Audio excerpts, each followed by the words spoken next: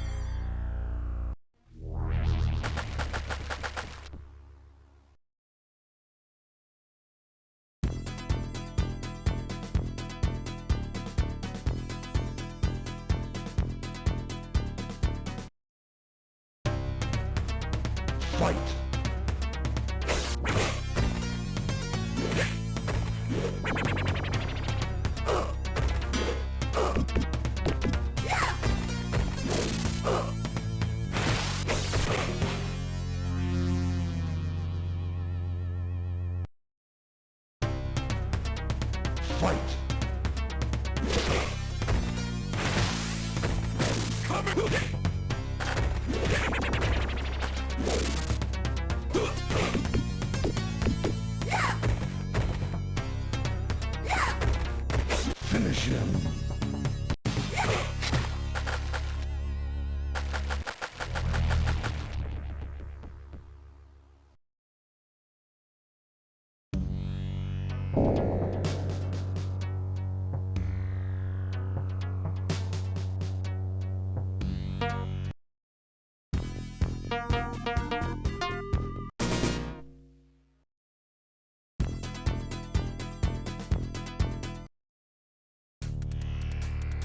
Fight. Outstanding.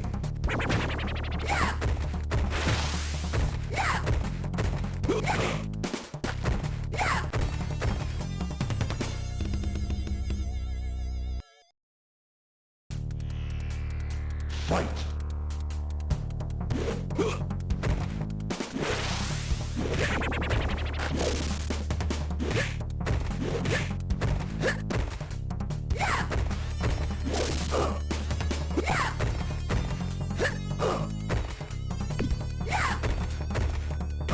Finish him.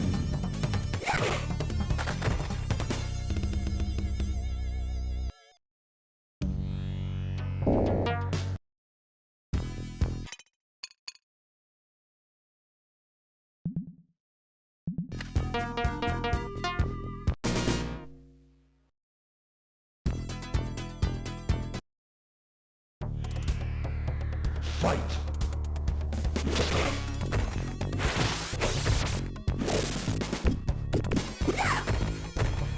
Outstanding.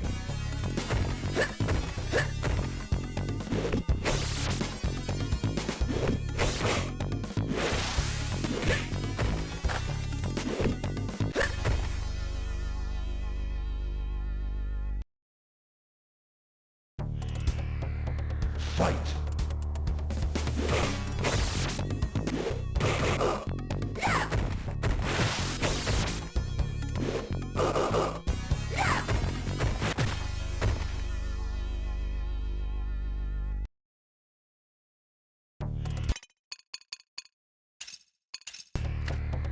Fight.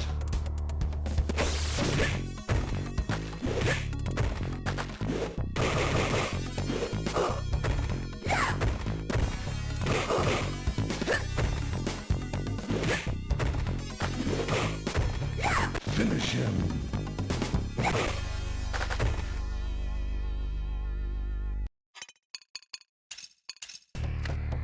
Fight.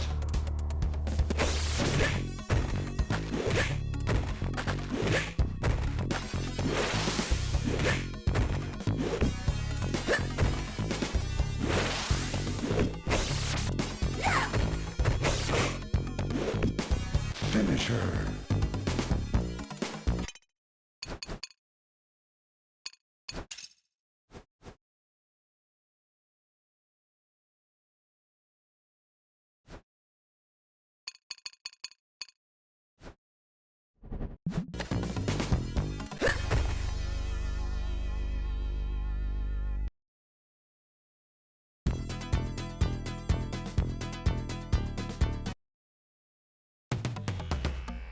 Fight.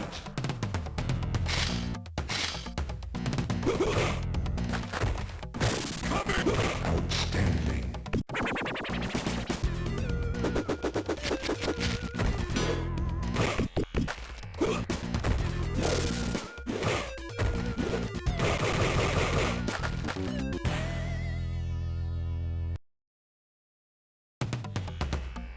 Fight.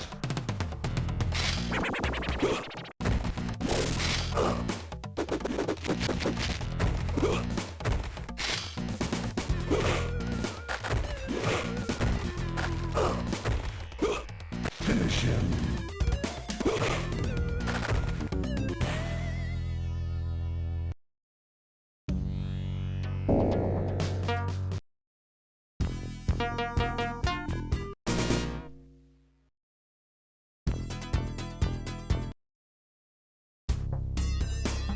Fight. Outstanding.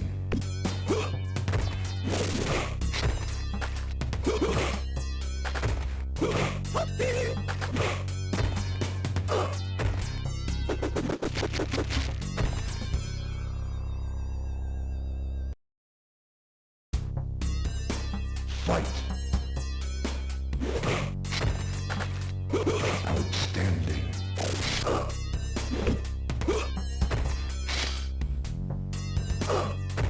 Finish him.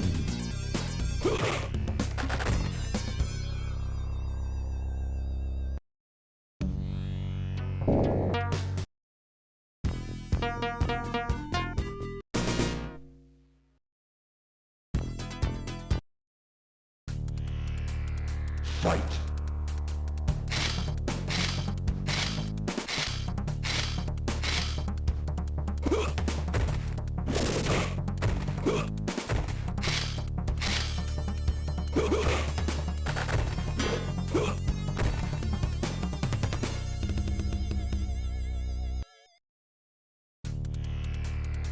Fight.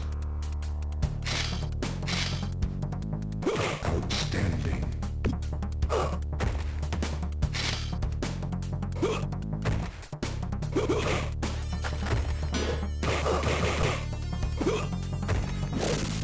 Finish him.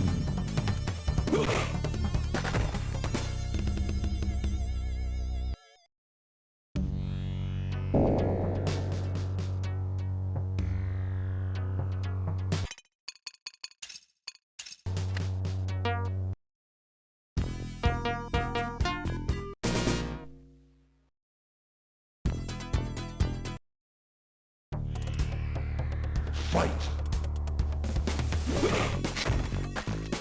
Outstanding.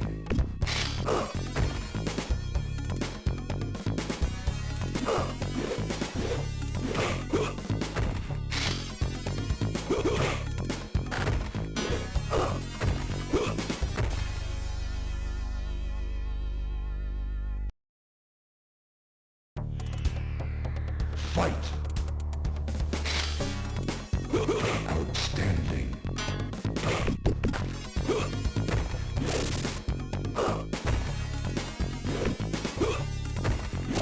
Finish him.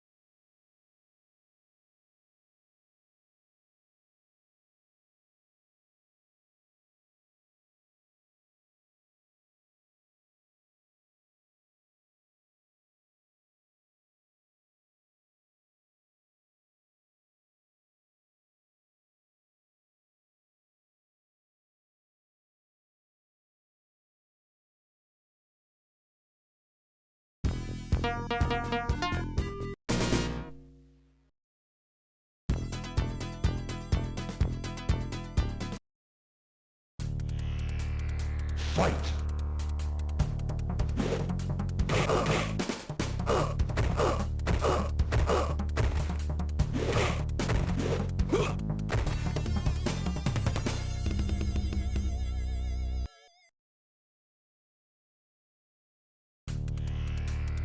Fight.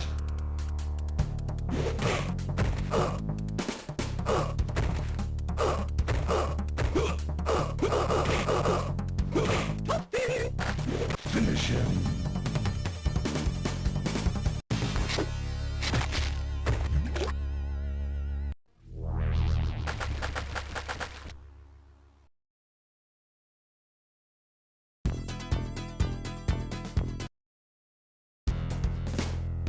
Fight.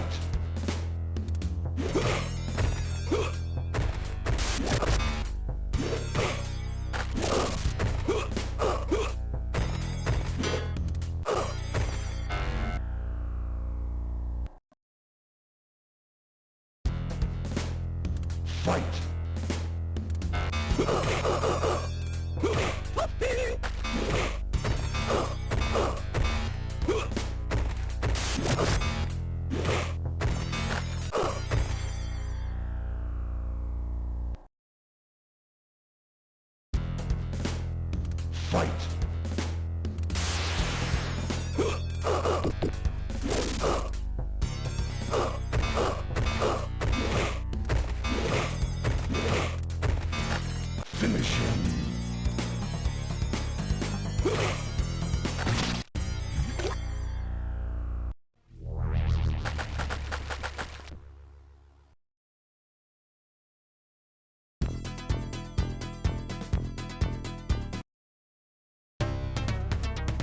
Fight!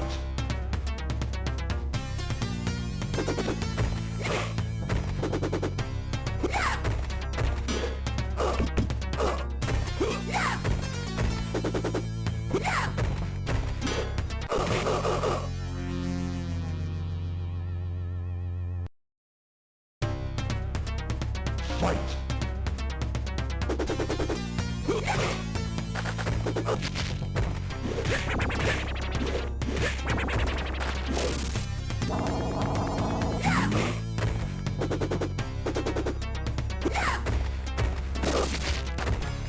Finish him!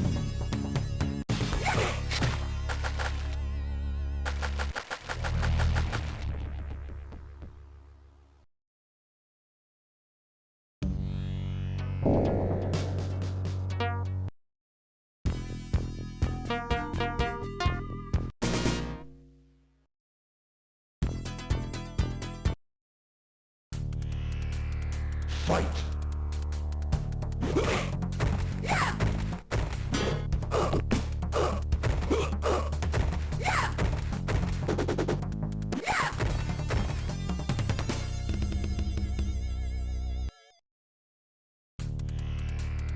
Fight! Outstanding!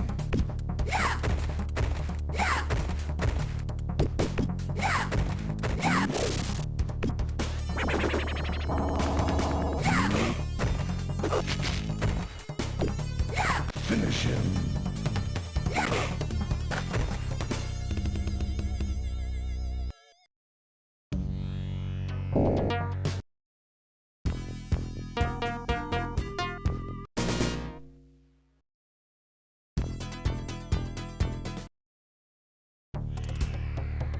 Fight!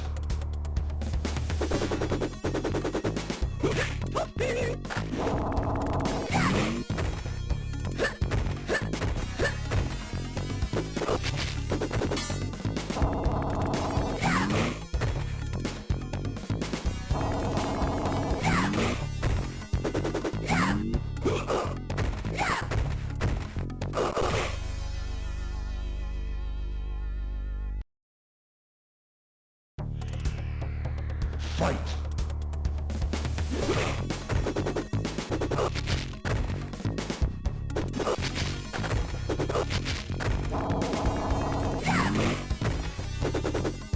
Finish him!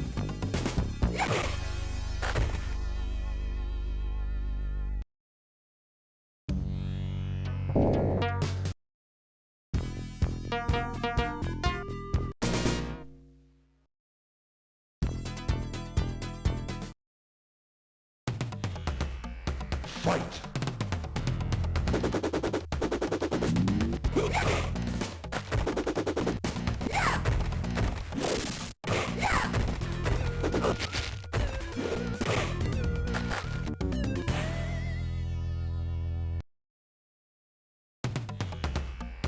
Fight!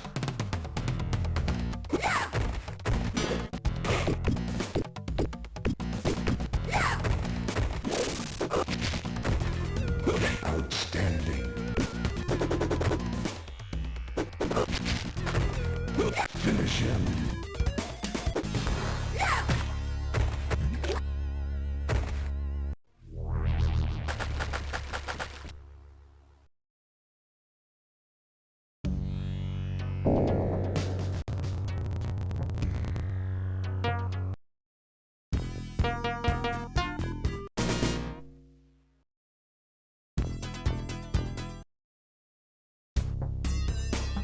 Fight!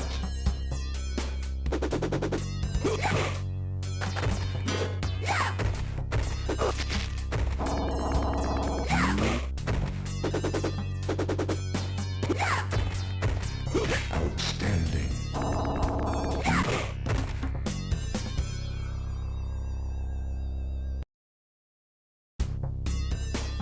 Fight!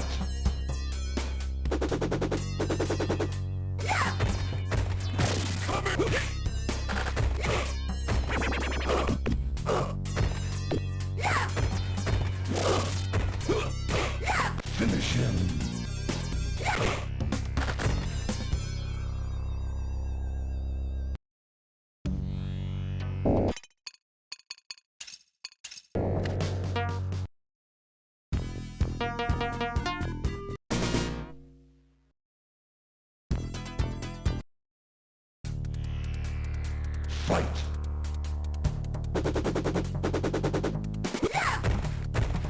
Outstanding.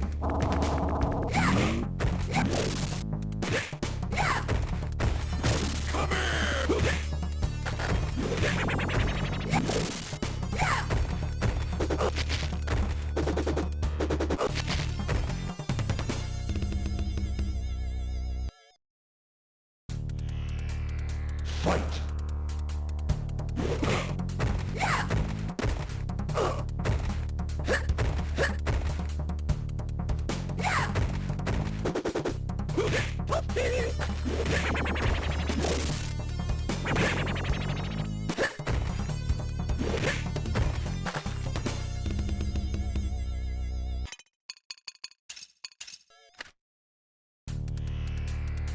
Fight!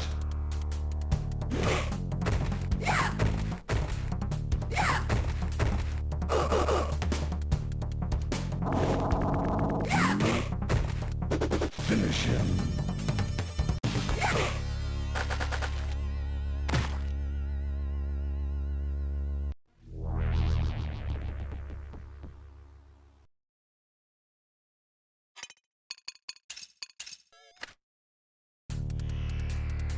Fight!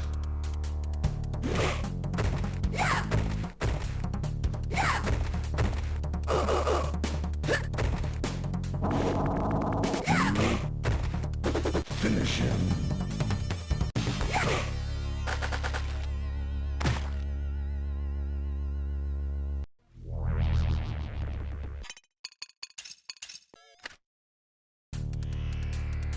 Fight!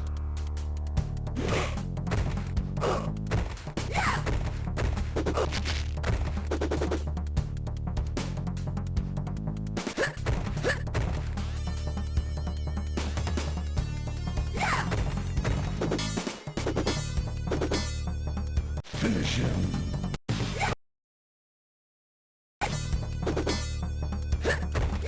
Finish.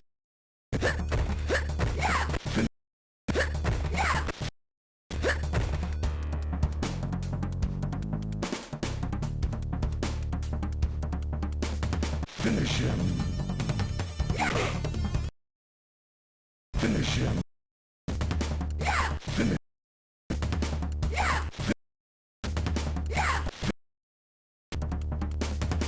Finish him.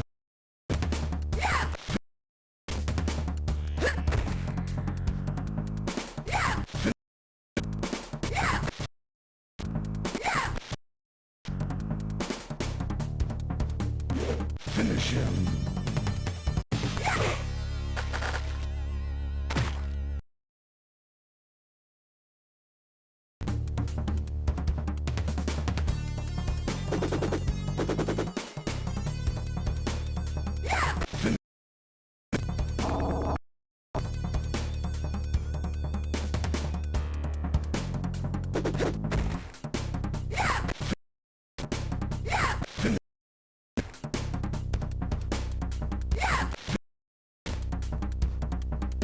Finish.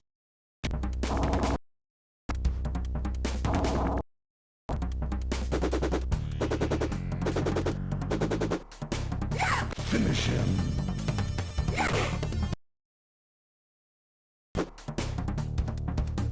Finish. Finish. Finish him.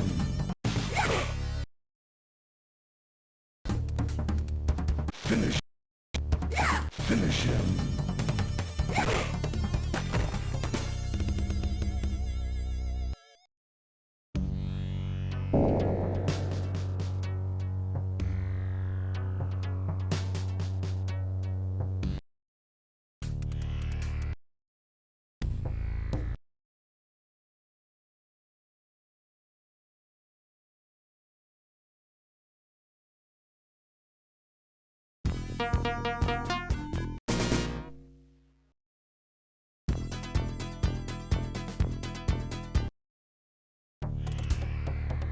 Fight! Outstanding.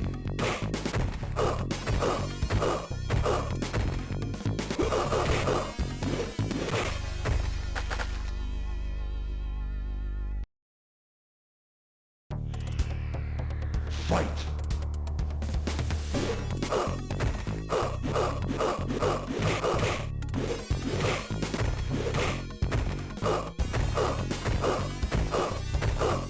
Finish him.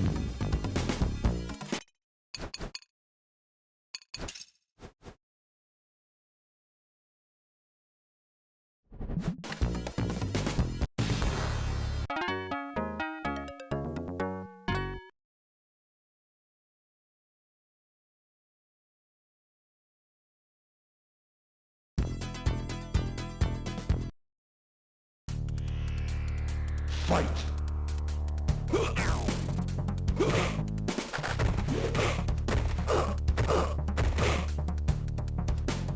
Outstanding.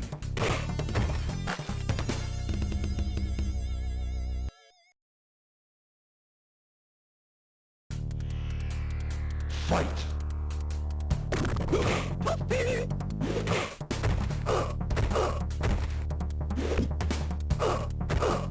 Finish him.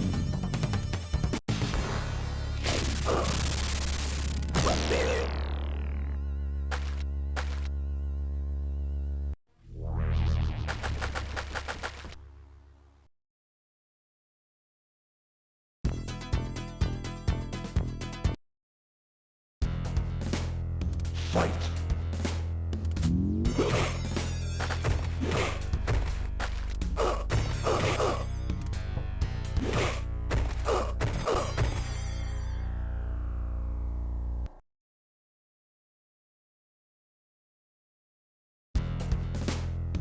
Fight! Outstanding.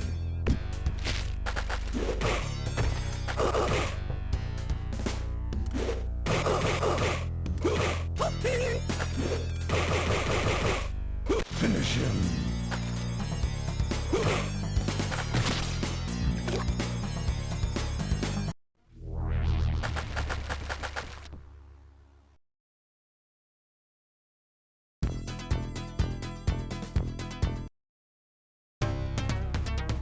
Fight!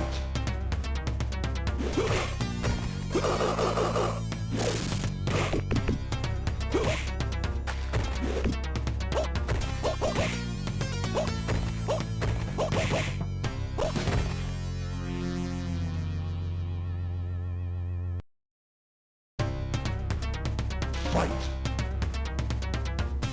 Outstanding.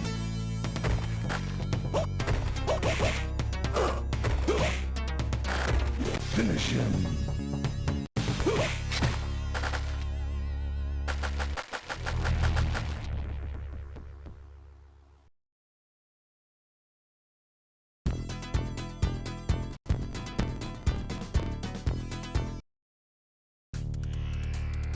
Fight!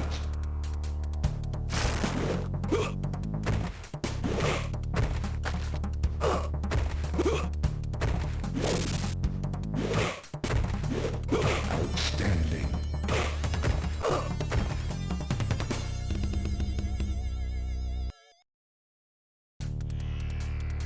Fight!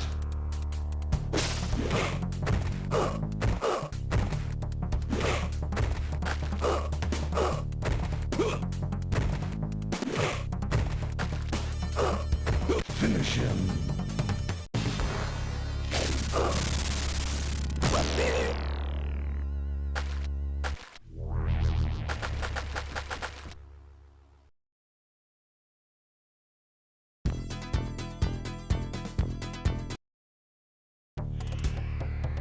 Fight!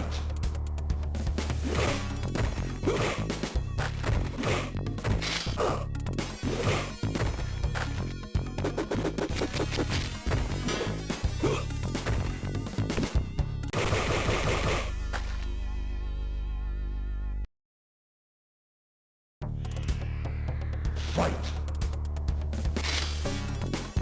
Outstanding.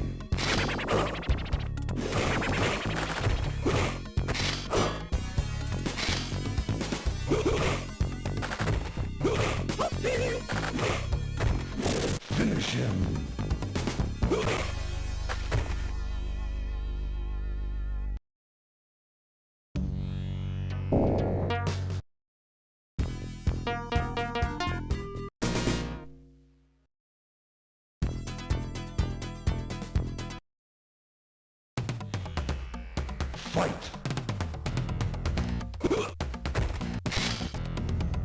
Outstanding!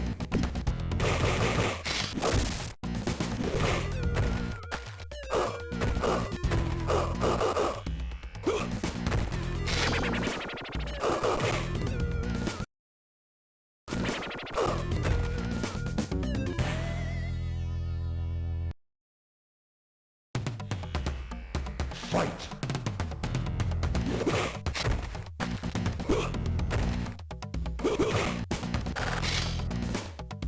Outstanding!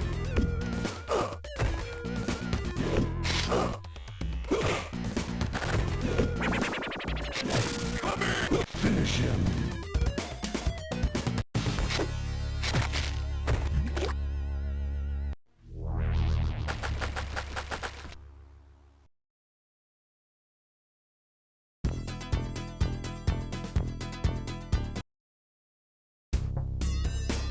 Fight!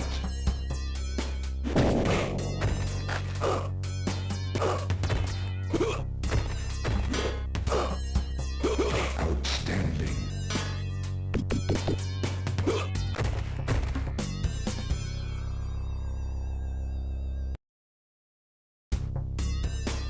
Fight!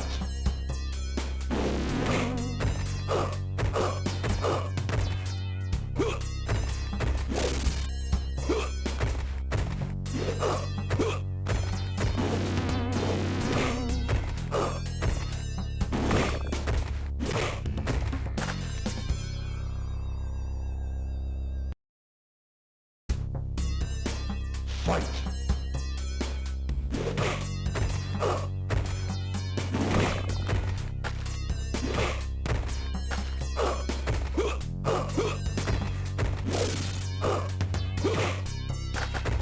Finish him!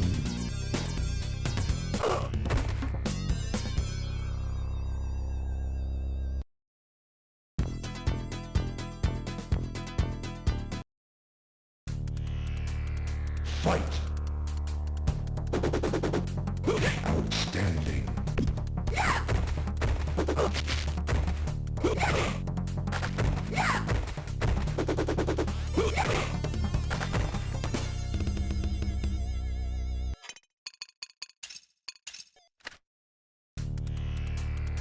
Fight! Outstanding!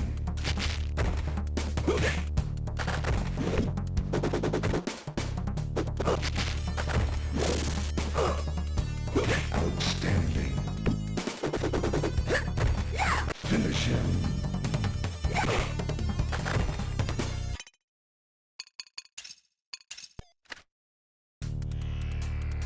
Fight! Outstanding! Outstanding!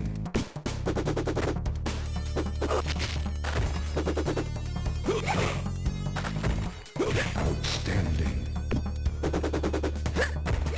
Finish him!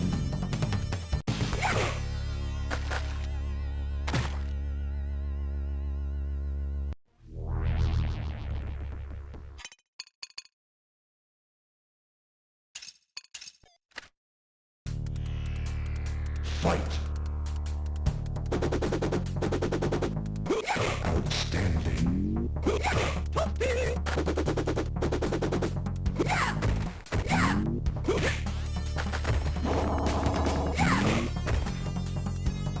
Finish him!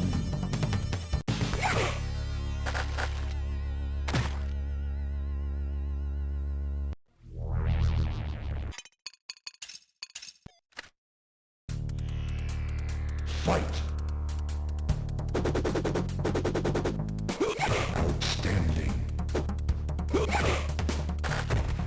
Outstanding!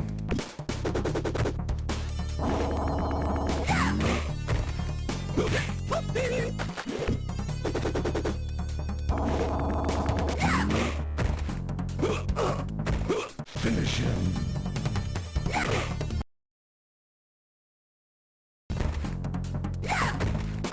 Finish him!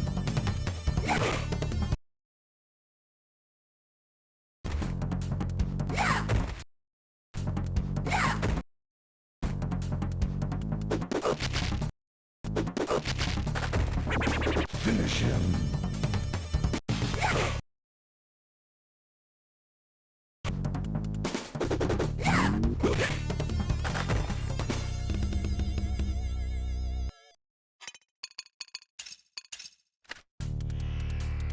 Fight.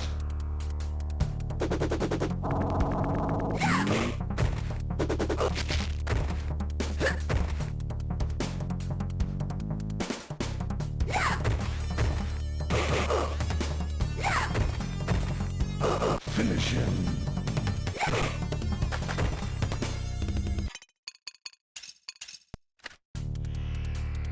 Fight.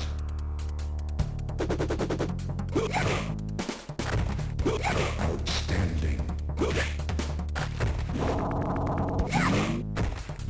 Come in. Outstanding.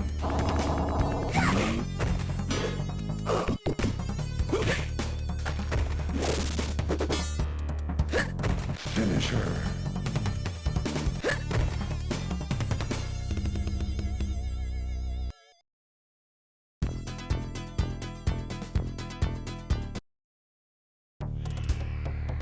Fight. Outstanding.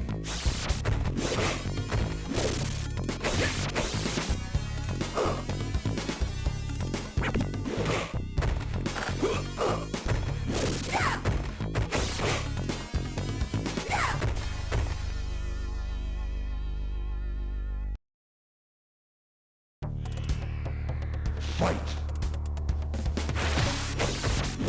Come here!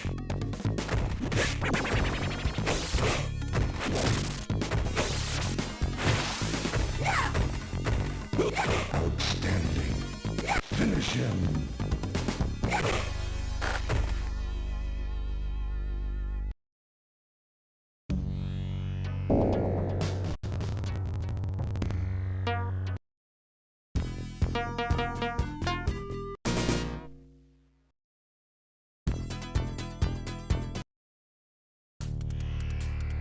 Fight.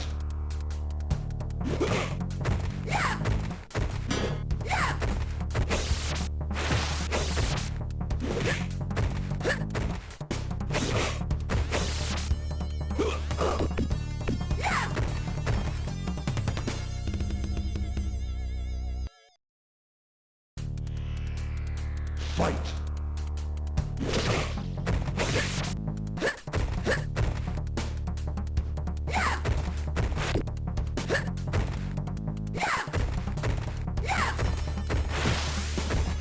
Finish him.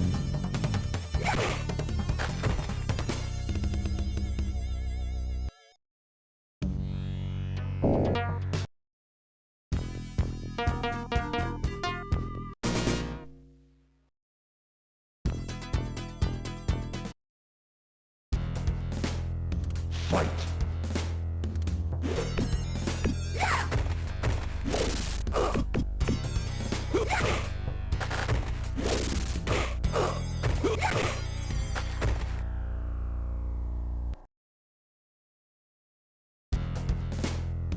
Fight.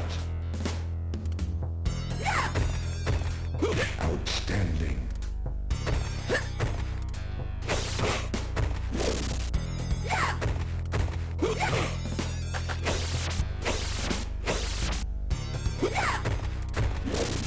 Finish him.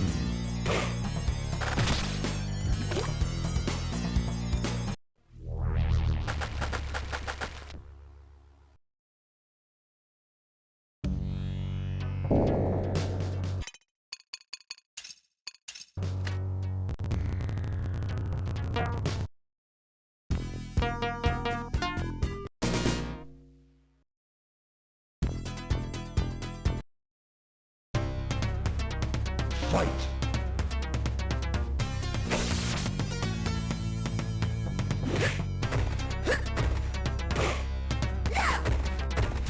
Outstanding.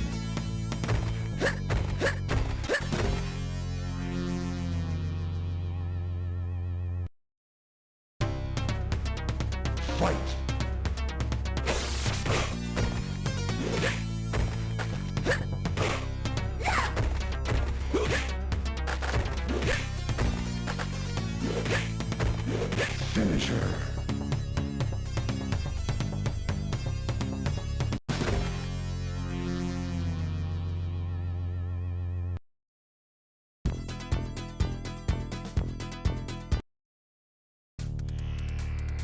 Fight!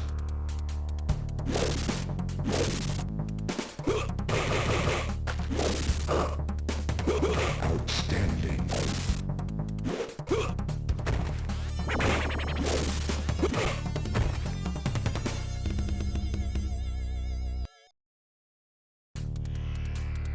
Fight!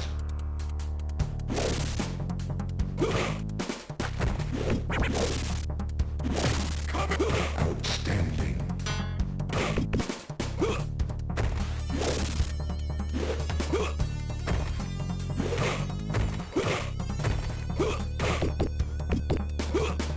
Finish him!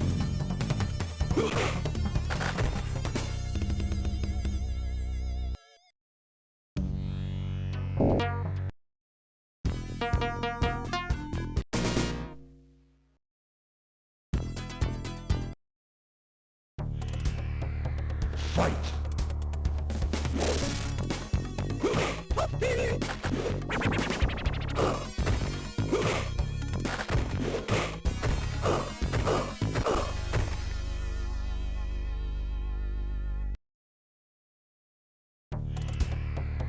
Fight! Outstanding!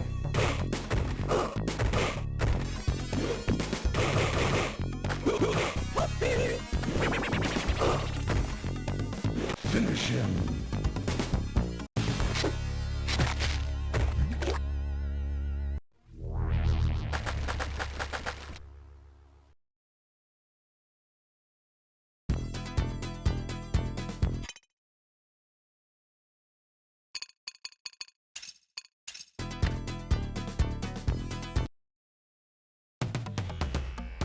Fight!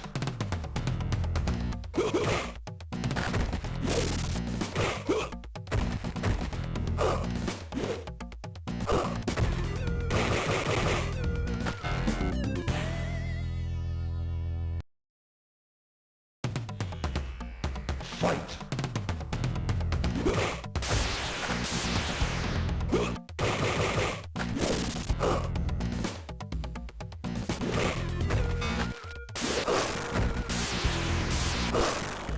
Finish him!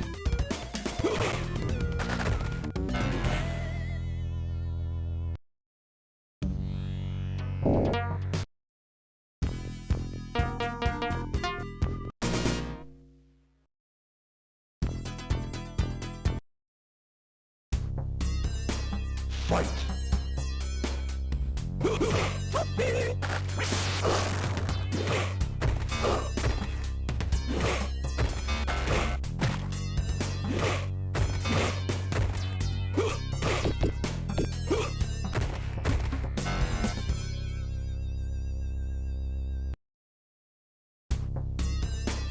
Fight!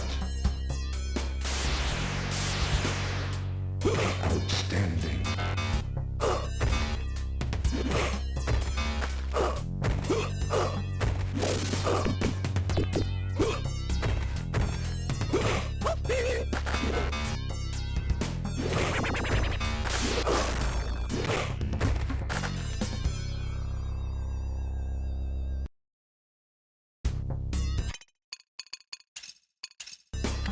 Fight!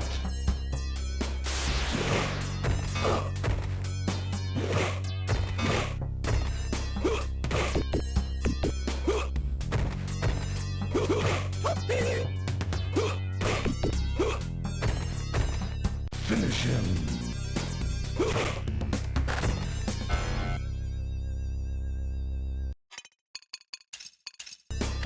Fight!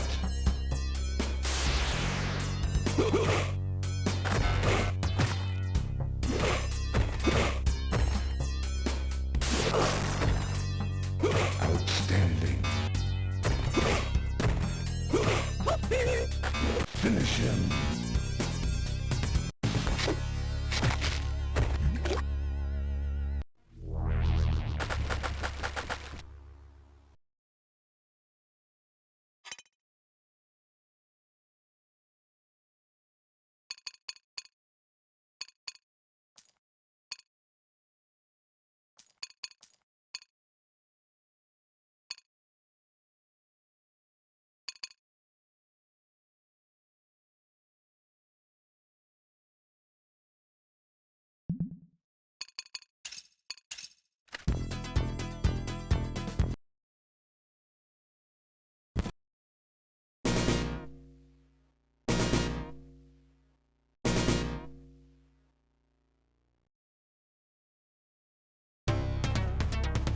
Fight!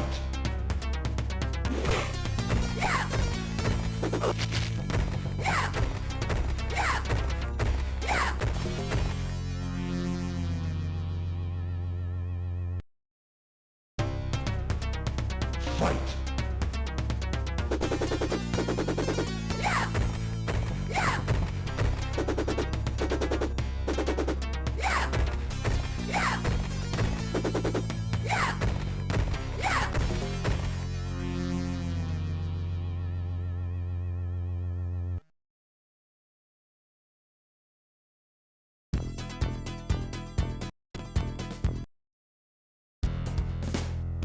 Fight!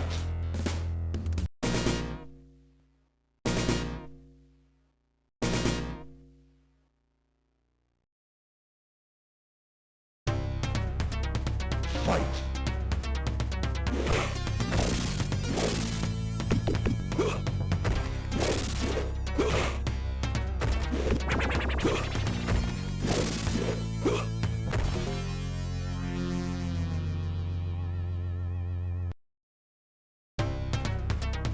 Fight!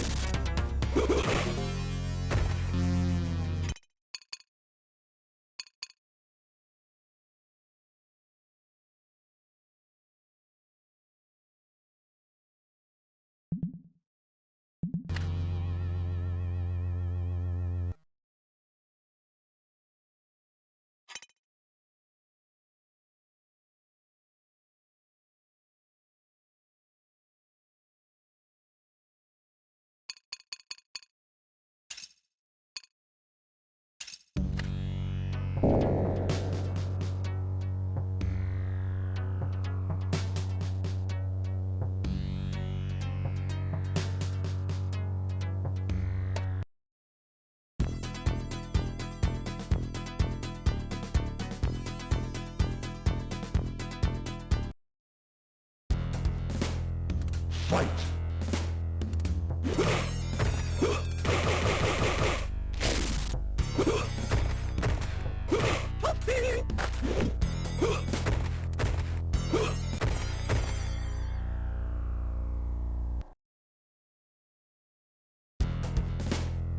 Fight!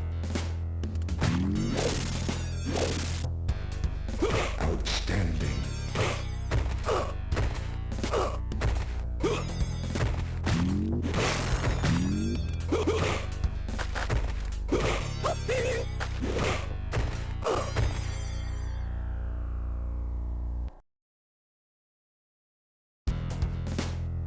Fight!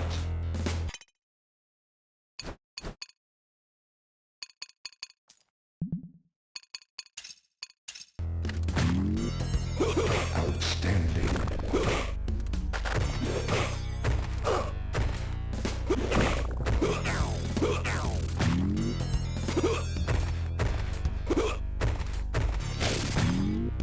Outstanding! Finish him!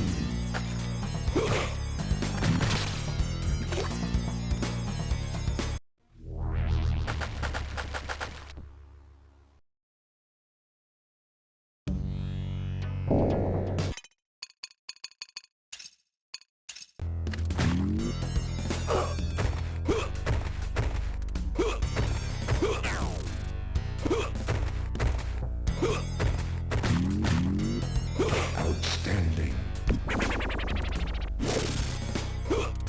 Finish him!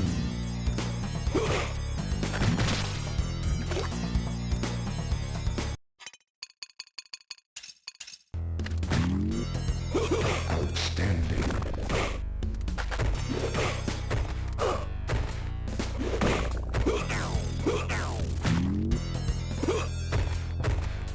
Outstanding!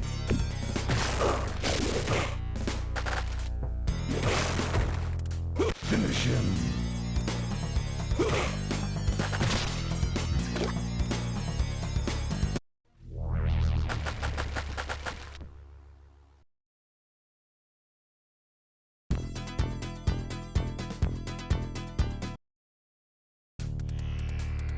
Fight!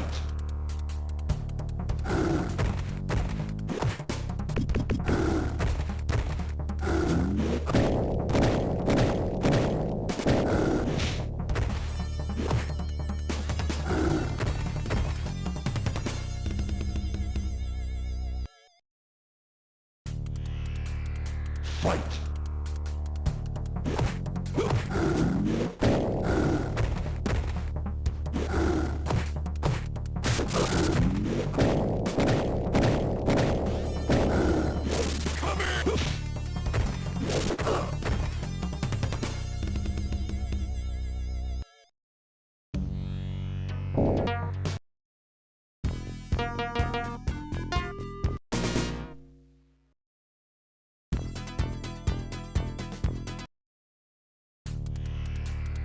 Fight!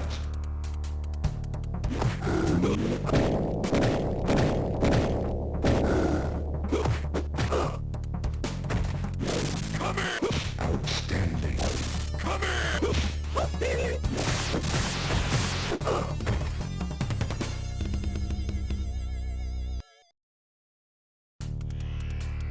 Fight!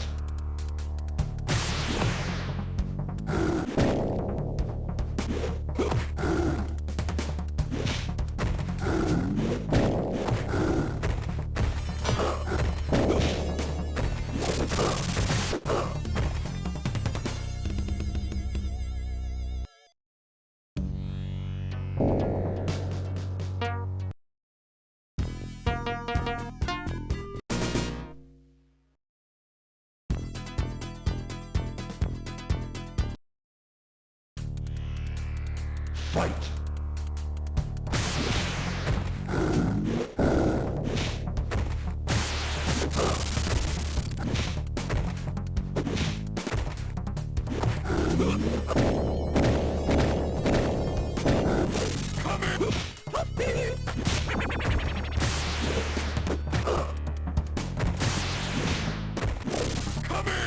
Outstanding! Come here! Come here!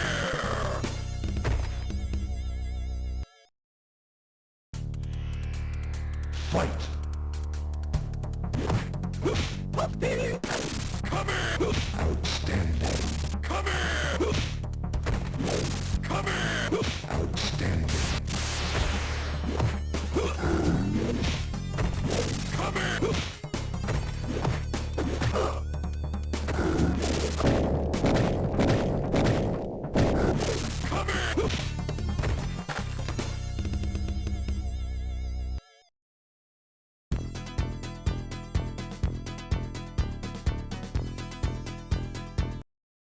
You will die.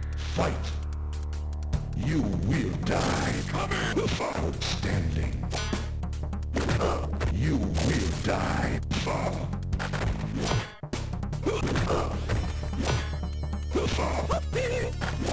You will die. Come in. Outstanding. You fall.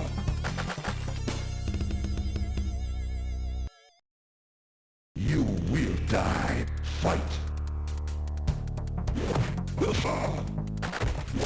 You will die. Fall. You will fall. Come here. Outstanding.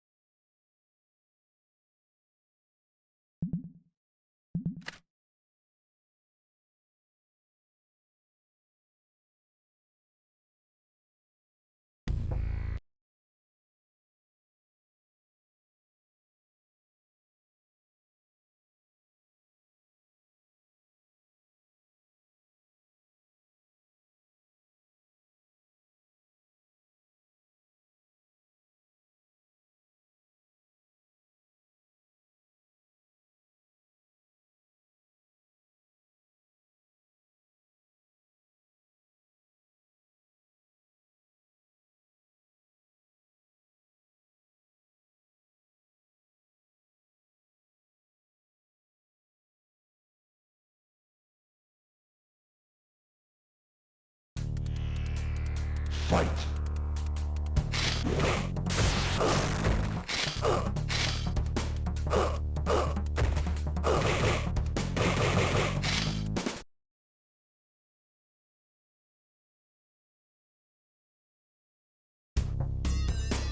Fight!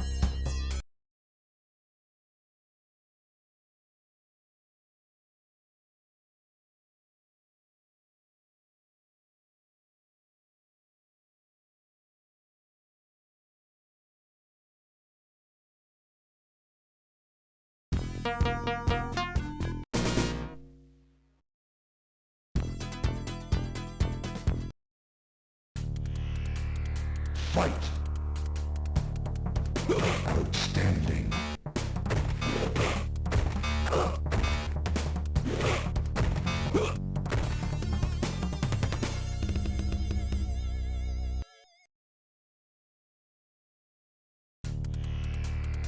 Fight!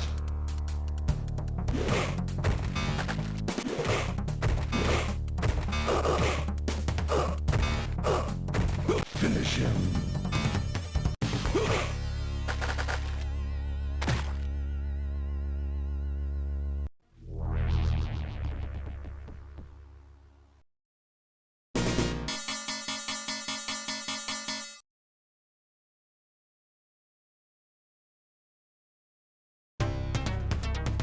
Fight!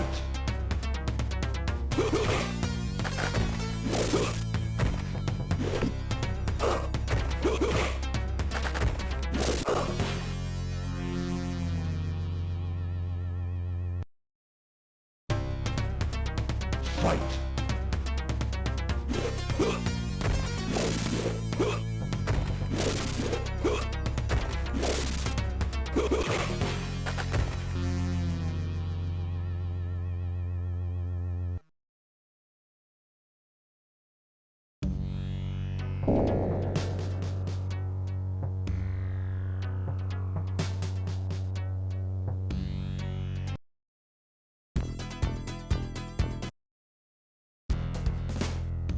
Fight!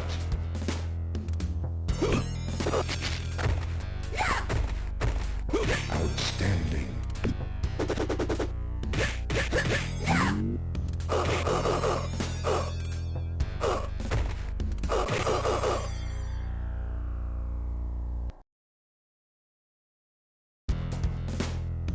Fight!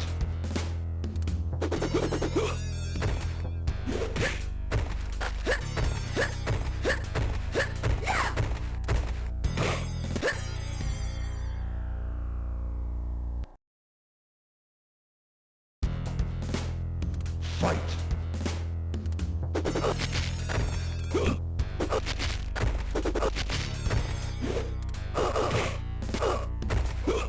Finish him!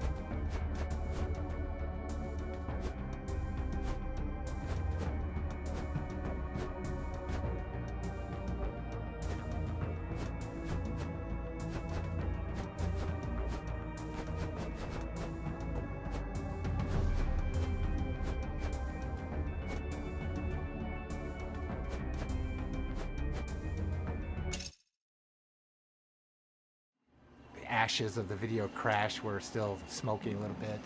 The whole industry, both console and arcade and everything, we'd been rehashing the same simple, character-based games. And as far as character art, at this era, the Japanese were really dominating things. And they had just amazing artists, and we really didn't have that resource in the U.S.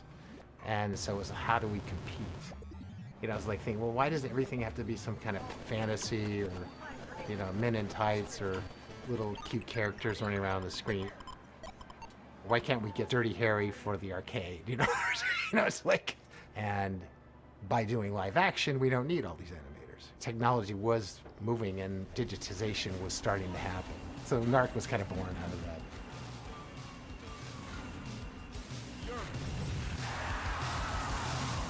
We were envisioning what is the next step? The idea of doing digitized imagery.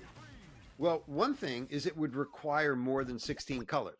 The next step in our hardware design, we knew back in like 86, maybe 87, was going to be 256 colors. Pixel art is great, but Warren's tools made it possible for us to capture video and then edit that video in a way where we could select the frames very easily. Eugene wrote the operating system. I wrote the display system. It was very early, and there was only a few boards that would do this, and they were very, touchy, and, there was no tools, there was no Photoshop, there was no Maya. So Warren was really instrumental in creating that pipeline. We couldn't grab real time off of a videotape, but we could videotape whatever we wanted and then still frame and grab individual frames. We've got the actual image, which is thousands of colors that an Amiga can generate. But then how do we turn that into 256? So I started exploring these algorithms to quantize or reduce colors from thousands to the best palette of 256 colors. And there was always big problems with noise and getting washed out images, and the color was crappy, and there's all sorts of tear and jitter and blur because VHS is terrible quality. But that's what we had at the start. Yeah. The development of the studio and the techniques that we utilized came from those guys. Folks like Warren Davis or Mark Lafredo. These are the guys working on the hardware and the software that we worked on. It's like, if you think about me at the time, I was like, 20, 21 years old. And so I was literally just inheriting all this work that had been done before me. And I mean, I think we all like to talk and fantasize about this garage development mentality and stuff, but really there was, there were tools and things that were happening behind the scenes that we benefited from. Again, Eugene Jarvis with like his just kind of overall direction and focus. A guy named Todd Allen who literally wrote a debugger. To this day, I'm just amazed at everything that he's done. And Warren, he made it possible. Like if Warren didn't do what he did, I don't know if we would have been able to have done Mortal Kombat. And Warren was always around, so that whenever we wanted anything else, a request came up, we just went over his office and talked to him, and he'd be like, yeah, okay, give me a day, I'll have that for tomorrow. And it's like, tomorrow, okay, great. Besides being an amazing programmer and creating Qbert and working alongside of him and just being like friends with this idol of yours was just really overwhelming. He's one of my favorite people in the world. I don't go around talking to people about what I did for Mortal Kombat. I don't talk about what I did in general. I have to say there's a lot of people in my life, they didn't know about Qbert until they've known me for like 5 or more years. And then they would be like, wait a minute, you made Qbert? So I'm like, well, it never came up in conversation. I just don't, I don't dwell on it. Although I do have to say I am very proud of my contribution to Mortal Kombat. A lot of people talk about digitized graphics, but it's like they just existed. It's like they just came out of nowhere. No, people don't think that they came from somebody or from somewhere.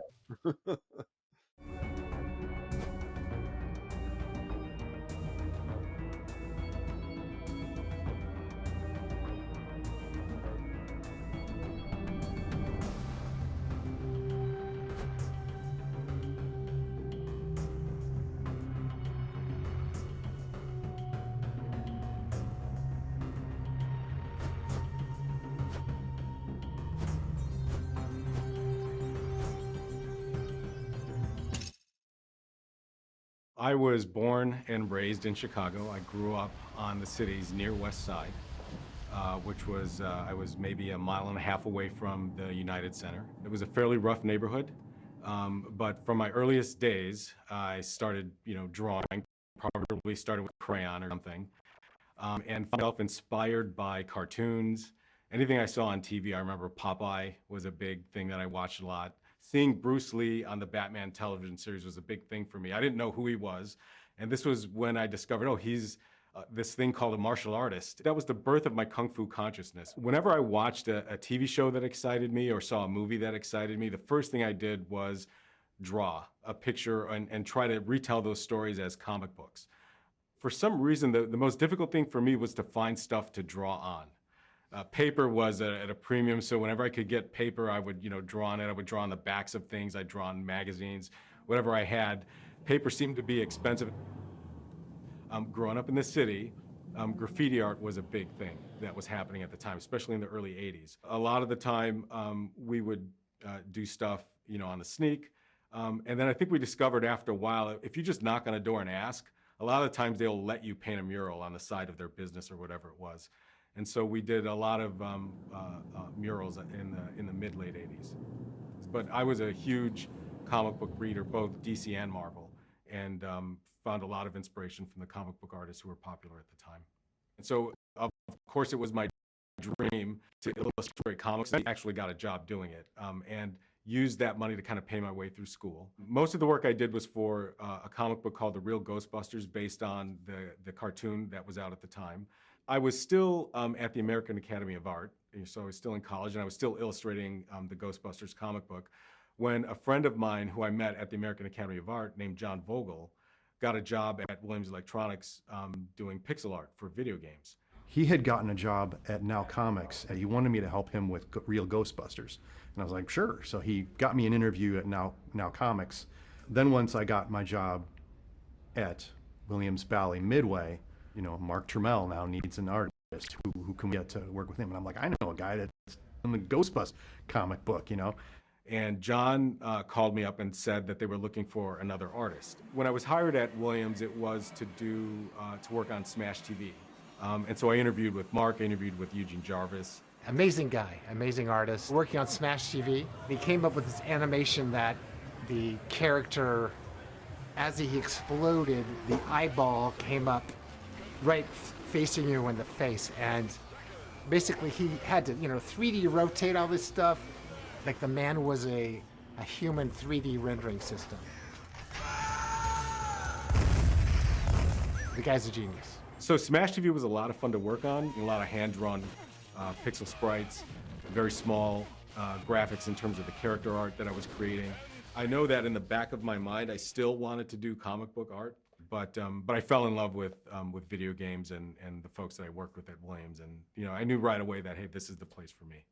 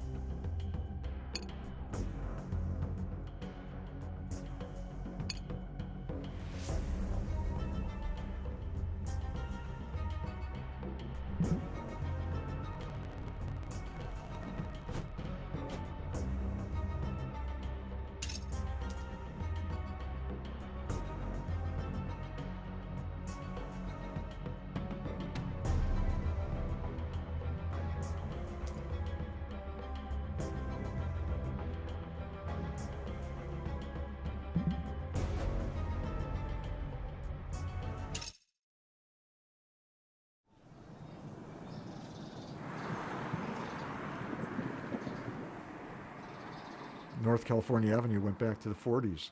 That's where Harry Williams and Lynn Durant had started United Manufacturing.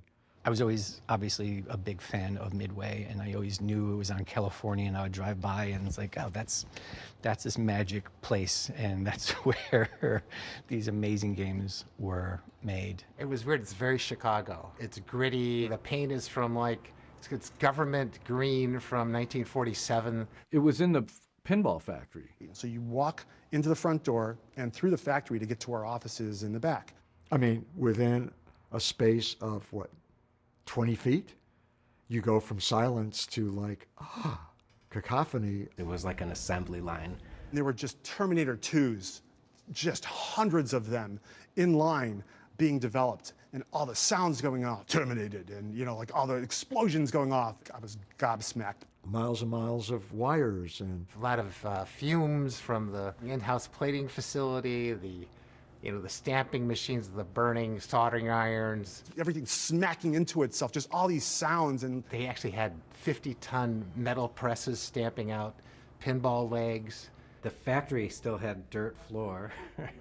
Throw things on the floor because somebody's going to come by and sweep it up. So you have this catacomb. At night when you're leaving and like the lights are down, and it's like, wow, this would be a great setting for a horror movie or something. And being a programmer, a lot of times we worked at night. That's when the rats would come out. They would grow to the size of like a small cat.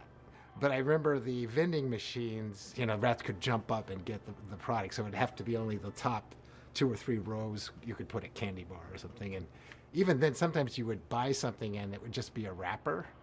There used to be a cafeteria upstairs with a private chef. And the food was delicious.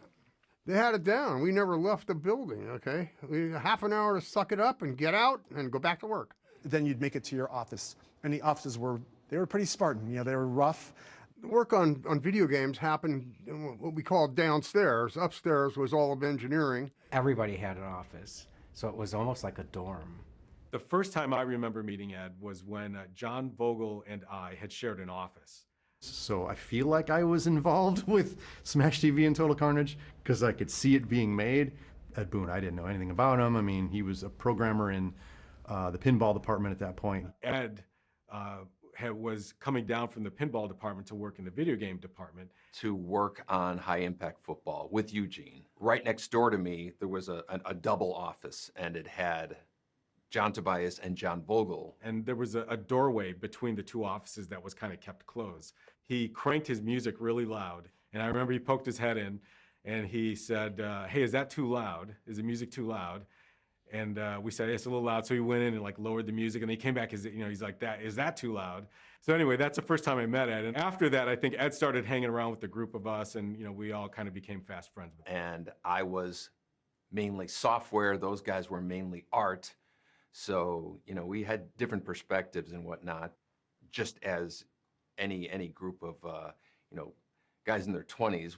A lot of conversations started up about movies and video games and wouldn't it be cool and things like that. You could hear conversations of all the different games going on. There was only like 2 or 3 games going on. And then we would all kind of like give each other ideas for stuff. It was a very collaborative environment. The environment was beautiful. Good enough to make a video game, and it didn't feel like a job. All the magic that was happening there, somehow the walls kind of absorbed all of that.